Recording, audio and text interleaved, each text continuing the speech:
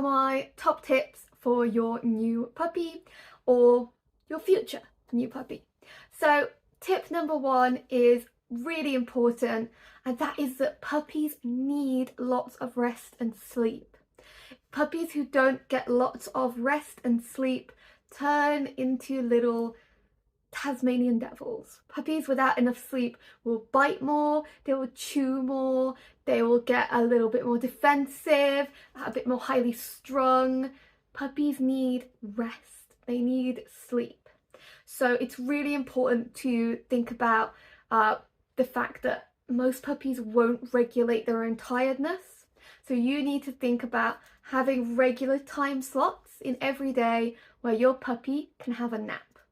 Now, that might be a nap in a crate or in a puppy pen or behind a gated area. But it's very important that they have that opportunity to rest without being disturbed by people trying to pick them up or anything. Puppies sleeping is the most important thing you can do with them.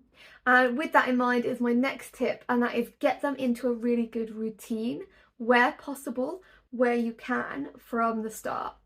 So a routine might look a little bit like they get up, they eat, they play, you're toileting them at regular intervals, and then they go back to sleep.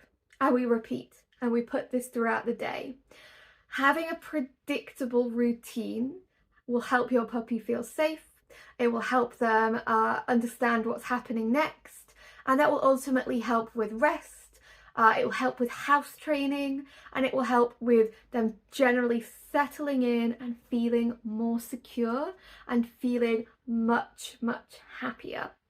You always want a happy puppy, not a cranky puppy. So a nice routine goes really hand in hand with making sure they're getting enough rest. So along with that, I would really recommend using positive training methods.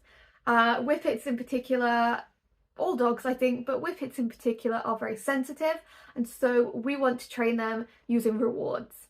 Those rewards are probably going to be treats or toys for your puppy. It's really important to remember that praise is probably not enough for a lot of behaviours. If we want to see a behaviour repeated, we need to pay that behaviour, particularly in a tiny puppy who's just come from another home with their mum and all of their siblings. We need them to understand our rules, and the easiest way for them to understand our rules is to pay them when they make the right choice. If we don't pay them, we just give them a good boy, good girl, it's very unlikely that they will repeat that behaviour. If you want a repeated good behaviour, you pay it with a treat, whether that is some dry food, whether that is a tiny piece of, cooked chicken, whether that is, something like a treat from the pet shops. It's something that your puppy should genuinely like.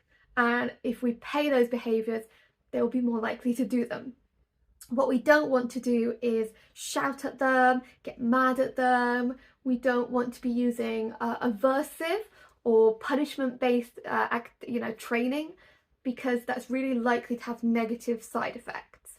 They are more likely to associate you with the bad feeling of being told off than actually learning anything. So some other things to consider when you're bringing your puppy home are that your puppy doesn't know right from wrong. Your puppy has no concept of right and wrong. They don't know what is morally good and what is morally bad. Your puppy will do things because it works for them and because it pays off for them, and it might just be fun. You have to bear that in mind. Like, they don't know what you want. They don't know what it is that is acceptable to you and that isn't acceptable to you. It's your job as the person who brought that puppy into the household to train them and reward them and set them up for success. Getting mad at them for behaviours isn't going to help. They're not going to learn right from wrong. You shouting at them if they're nipping will not stop the nipping behaviour. It is just more likely to frighten them, and they're never going to learn what's like a right or wrong behaviour. We just need to teach them what pays and what doesn't. So your puppy doesn't know right from wrong. Another thing to consider is if you have a multi-dog household, your older dogs may need breaks from the puppy. Even if they're similar in age, you don't want a puppy running around with another dog all day. They're not going to get enough rest and they're getting overstimulated by overly playing. It's important if you do have a more senior dog that they have the space they need away from the puppy. Most dogs don't want to be jumped on by a puppy who is biting them and pulling their ears and pulling their tail and nipping them and just generally being a pain.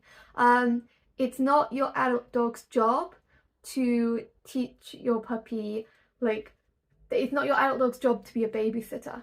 If your adult dog is getting harassed by your puppy, you need to remove the puppy. And that's really important to consider because you want your adult dog and your puppy to have a really good relationship.